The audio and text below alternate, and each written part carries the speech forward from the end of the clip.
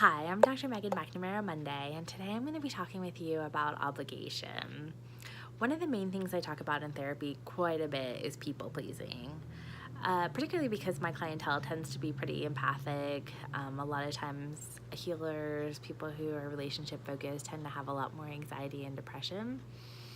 As a result, we tend to take care of other people, particularly if you've been raised in a family where you had to be a caregiver, or you had to grow up too soon, or you were just highly sensitive. A lot of times we're like sponges and we take on other people's issues. And so a lot of times this can lead to a lot of caretaking because we want to take care of them so that we hurt less.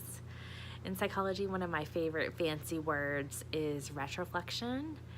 And retroflexion basically means when you do for others what you would like have done for yourself.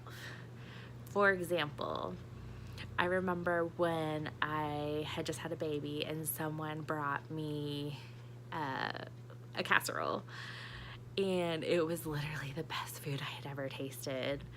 Partly because it was farm fresh food, but also because it was a major act of love in a very chaotic time. So I have a few people around me who have just had babies, and that's on my to-do list to bring them some food and a present. So am I doing this out of a void where I'm trying to care in order to receive care, or is it sort of like a pay it forward moment? And so I think kind of questioning the motive there. A lot of times we give when we're empty because we want people to give to us. But what I find is opposites attract, and so a lot of times givers attract takers and takers attract givers.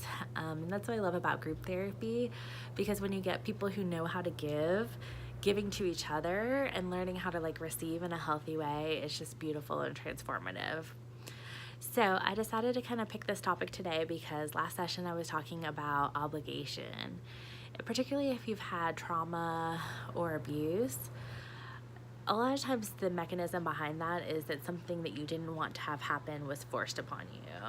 So as a therapist, I always sort of sense when people feel trapped in an identity, in a relationship, and in a life situation. And I think that's one of the hardest feelings, is to feel trapped. In particular, they call it a suicidal triad, when you feel hopeless, helpless, and powerless. Because if you don't have any hope that it's going to get better, if you feel like you don't have any power to change the situation, and you don't have any help, it feels very desperate and you feel very trapped, like it's just not going to get better.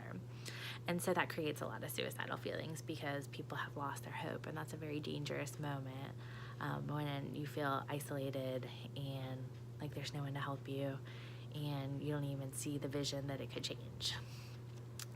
So back to kind of people pleasing and obligation. If you've had that trauma history and you feel obligated to meet with a relative, obligated to return that phone call, obligated to do all the things, and you don't genuinely want to do it, that can be traumatic. So I think a great example of that is going to the doctor, going to the dentist. Medical interventions can be very invasive, and that's kind of one of those adulting moments where sometimes we just have to do something that's uncomfortable or traumatic. But in general, for the things that you have a choice over, particularly if you have anxiety, kind of anything can be a trigger. But like if you have a choice about whether to meet a friend or not, if you don't want to, don't do it. Now, being a DBTer, we do have something called opposite action, which means if it's your depression or anxiety telling you not to be around people, then that might be a symptom that's trying to control your life. But if you really just don't want to do it, like if I go home after a long day and I've got laundry and dishes staring at me and I don't want to do it because it's a beautiful day outside, like I'm going to give myself permission in that moment not to do the dishes and the laundry and to go outside and enjoy a beautiful day because I've earned it, right? Now, eventually they'll get done, hopefully. We'll see. But, a lot of people are on obligation overdrive. And so, that's the hardest part about adulting, particularly when you have kids. There are some obligations. They, a lot of times, come first in a certain way. But it's really important to be able to say no, okay? Say no to the things that you can't do.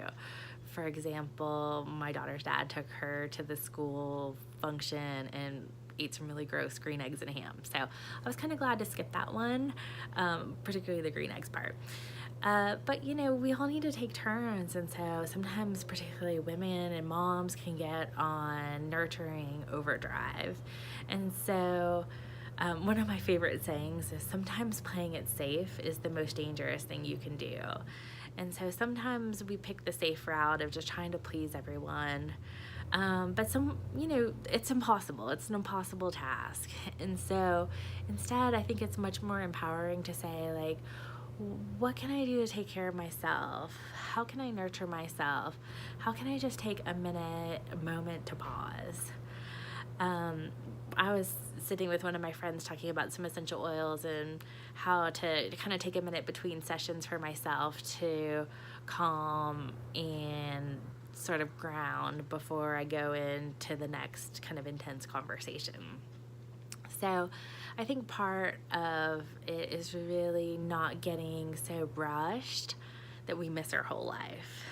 I was driving to work today and I had a near miss, and in those moments, it wakes you up, and instead of being on auto drive rushing to get to work, you go, thank you for my life. I'm so glad I'm alive. I'm so glad that wasn't as bad as that could have potentially been. And so I think it's really important to wake up to who you really are authentically, and to kind of not get lost in the little needs like cleaning the house. Not that that's not an important self-care task, but there's always going to be something that needs to be clean. But your dreams can kind of get put on hold forever if we're not taking kind of daily action to make those dreams a reality. I just posted a little blurb about following your dreams can create anxiety, and that is because you're pushing your comfort zone. So they sort of say, if what's the saying? If your dreams aren't big enough, something like, you know, if you're not afraid, I can't remember what it was. That must be a really important one. Check my post earlier about that. And just kind of embracing imperfection. This is my third attempt on the video. So just going with what is authentically real for you, and just kind of touching into, like, what are those deeper needs? What do I want to be doing? I want to be doing this video right now. What do I don't want to be doing? Paperwork. Taxes. No, just kidding. Although that's true. So, you know, really balancing the shoulds with the coulds. You know, a lot of times we should on ourselves by sort of making a life of duty and obligation, and that can be very traumatic, and it's not a life worth living. Versus if we do put out what we really want, like, I could go take a walk, I could do my taxes, I could, you know, go to Mexico, whatever it is, you know, then we're living in a life of possibility versus a life of burden and dread. And believe me, that's good for your mental health. If you want more information or to book a session, check me out on my website, Right On Brain, to activate your right brain. Catch you later. Bye.